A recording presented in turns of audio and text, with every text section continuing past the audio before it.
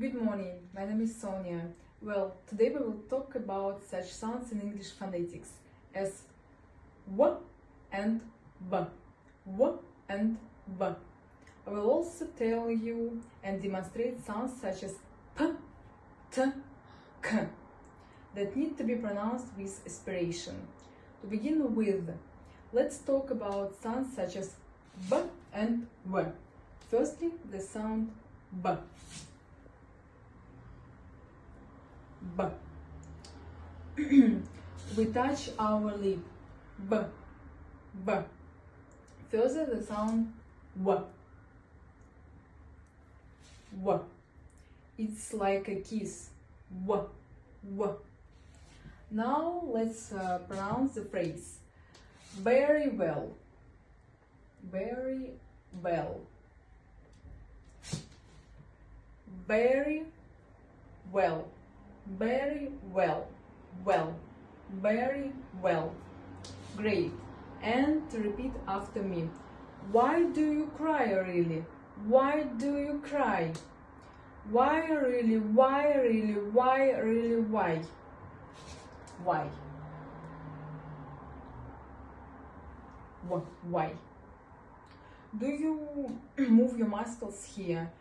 Why really? Why really? Why do you cry? Now let's look at the sounds p, t, k. P, t, and k.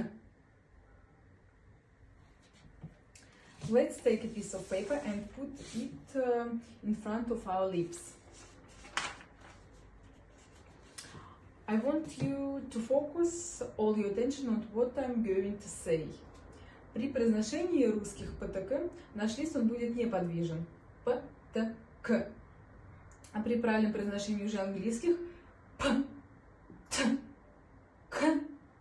наш лист будет двигаться под воздействием как раз нашего придыхания, то есть aspiration.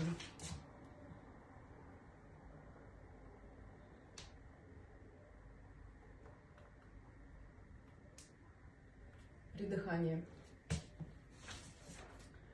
А теперь как раз давайте почувствуем разницу звучания, произнеся русские слова. Например, пыль, пот, кот, куст, торт.